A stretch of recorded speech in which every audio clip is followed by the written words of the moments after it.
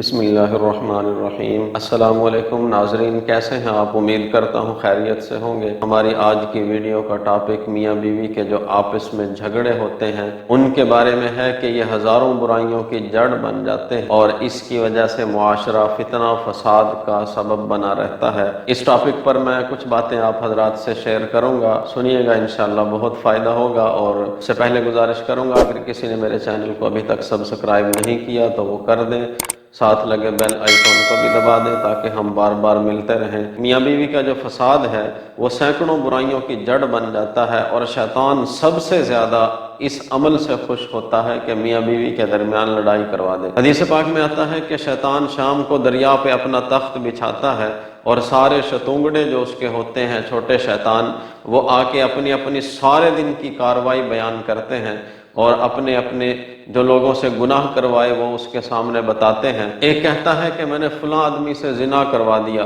ایک کہتا ہے کہ میں نے فلاں آدمی سے نماز چھڑوا دی، اس کو نماز پر نہیں جانے دیا۔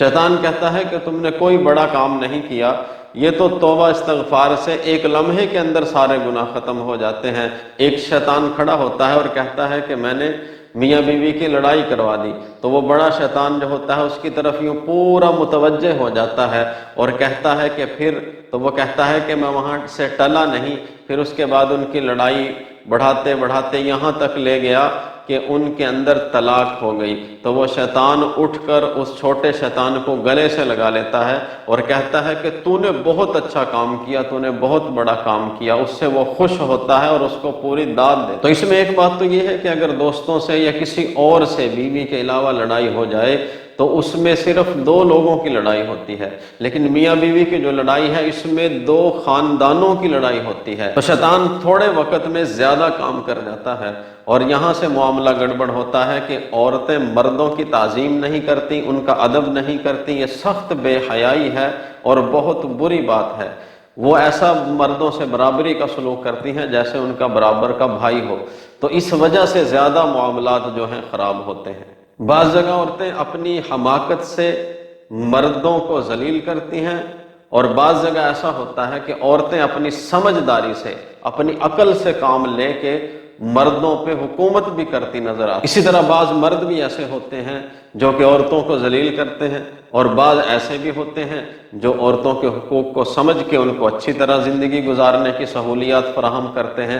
بعض ایسے بھی ہوتے ہیں کہ خود اچھا پہنیں گے، اچھا کھائیں گے، اچھا رہن سہن ہوگا، اچھی زندگی ہوگی، لیکن وہ اپنی بیویوں کو اس طرح نہیں رکھتے جس طرح وہ خود رہتے ہیں۔ بیوی بچوں کو تنگی میں رکھتے ہیں اور یہ انتہائی بے حمیتی کی بات ہے کہ ایسا کیا جائے۔ اس کا بھی قیامت کے دن حساب لیا جائے گا بندے سے اور اس کے بارے میں پوچھ گچھ ہوگی۔ جس نے جس کی حق تلفی کی ہوگی، چاہے وہ مرد ہو یا عورت، اس کو اس کا حساب دینا پڑے گا۔ اس سے بندے کی زندگی میں بیوی کی وجہ سے بہت سی پریشانیاں ہوتی ہیں، اس کی زبان درازی کی وجہ سے اور اس کے لڑائی جھگڑا کی وجہ سے جو ہر وقت فتنہ و فساد برپا رکھتی ہے، اس کی وجہ سے بہت سے معاملات خراب ہوتے ہیں۔ بعض عورتیں اپنے خاوندوں کو تابع دار بنانے کے لیے تعویذات لیتی ہیں، دم وغیرہ کرواتی ہیں، وظائف وغیرہ کرتی ہیں، تو اس کو فقہا نے حرام لکھا ہے کہ اپنے مرد کو نیچے لگانے کے لیے، اس کو زیر کرنے کے لیے وہ کسی اور کی نہ سنے۔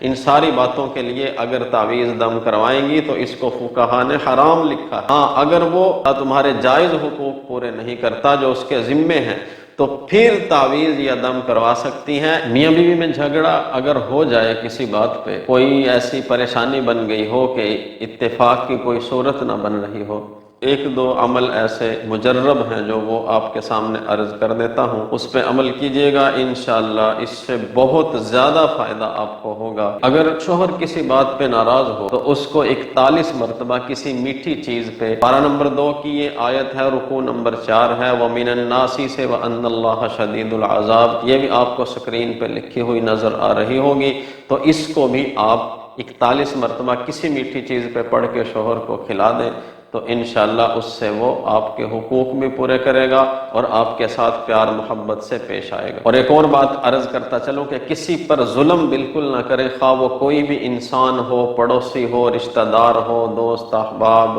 بیوی، بچے، یہاں تک کہ کوئی جانور بھی ہو، ان کے بھی حقوق اللہ رب العزت نے بتائے ہیں، تو کسی پر ظلم نہیں کرنا چاہیے۔ ظلم کی جو پکڑ ہوتی ہے ظالم آدمی کی وہ بہت سخت ہوتی ہے۔ خدا تعالیٰ کو اس بات پہ قدرت حاصل ہے کہ وہ ظالم آدمی کو کسی بیماری میں مبتلا کر دیں، کسی مقدمہ میں پھنسا دیں، اس سے بڑا کوئی ظالم اس پہ مسلط کر دیں، تو اس چیز سے ہر وقت ڈرنا چاہیے۔ اور یہ خصوصاً اس وقت ہوتا ہے جب مظلوم آدمی بد دعا کر دے، تو ہر وقت مظلوم کی بد دعا سے ڈرتے رہیں۔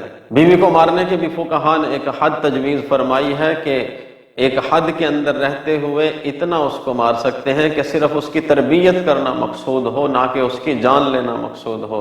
ضرب فاحش سے فقہاء نے منع کیا ہے۔ ضرب فاحش کہتے ہیں کہ مارنے سے جسم کے کسی حصے پہ نشان پڑ جائے، اس کے جسم کی کوئی ہڈی ٹوٹ جائے یا پھر اس کی کھال پھٹ جائے، اسے ضرب فاحش کہتے ہیں۔ اس سے سختی سے منع کیا گیا۔ اگر میاں بیوی کی نابندی ہو تو قرآن پاک اور احادیث مبارکہ میں بہت سی ایسی باتیں موجود ہیں جو ہمارے فائدے کے لیے ہیں، اور اس سے ہمیں پتہ چلتا ہے کہ بیوی کے ساتھ نباہ کیسے کرنا، اگر نہیں ہوتا تو اس کو اپنے سے الگ کیسے کرنا ہے۔ تو سب سے پہلے قرآن پاک اور احادیث مبارکہ میں جو باتیں ہیں، اس کو ساری باتوں کا خلاصہ سمجھ لیں تو اس پر عمل کریں، انشاءاللہ اس سے بھی بہت سے گھر بچ جائیں گے۔ سب سے پہلی بات، بیوی کے غلط رویے، اس کی نافرمانی اور بد مزاجی پر صبر کرنا۔ دوسری بات، اگر پھر بھی وہ باز نہ آئے اور مرد بھی صبر کرنے پہ قادر نہ ہو تو اس کو نصیحت کرنا۔ اگر پھر بھی باز نہ آئے تو اپنا بستر اس سے الگ کر لینا۔ اگر پھر بھی باز نہ آئے تو اس کی ہلکی سی پٹائی کرنا، زیادہ سخت نہیں، جیسا کہ میں نے پہلے عرض کیا۔ اگر اس پر بھی قادر نہ ہو تو پھر دو آدمی لینا، ایک مرد کی طرف سے ایک عورت کے خاندان کی طرف سے، وہ اچھی طرح سارے معاملے کی تحقیق کر کے اس معاملے کو سلجھانے کی کوشش کریں اور مل بیٹھ کے اس مسئلے کو سلجھا دیں۔ طلاق تو بہت دور کی بات ہے، ہم پہلے ہی طلاق دے لیتے ہیں، اس کے بعد معاملہ سمیٹنے کی کوشش کرتے ہیں، پھر جب پانی سر سے گزر جاتا ہے تو پھر وہ کچھ ہاتھ نہیں آتا۔ اس لیے پہلے یہ تدبیریں اختیار کریں، اس کے بعد وہ تو بہت دور کی بات ہے طلاق والا معاملہ۔ اور آخر میں ایک اور عرض، اور یہ میری گزارش ہے مردوں سے کہ کبھی بھی عورتوں کی مکمل اصلاح کی آس نہ لگائیں۔ یہ نہ سوچیں کہ ان کی مکمل طور پہ اصلاح ہو جائے گی، بلکہ ان کو آہستہ آہستہ نصیحت کرتے رہیں، سمجھاتے رہیں، سلیقے سے، طریقے سے آہستہ آہستہ ان کی تربیت کرتے جائیں۔ ان کے دل میں مختلف طریقوں سے خدا کا خوف پیدا کرنے کی جب کوشش کریں گے تو ممکن ہے کہ کسی حد تک ان کی اصلاح ہو جائے، ورنہ اگر مکمل اصلاح کی کوشش کریں گے تو معاملہ پھر زیادہ خراب ہو جائے گا۔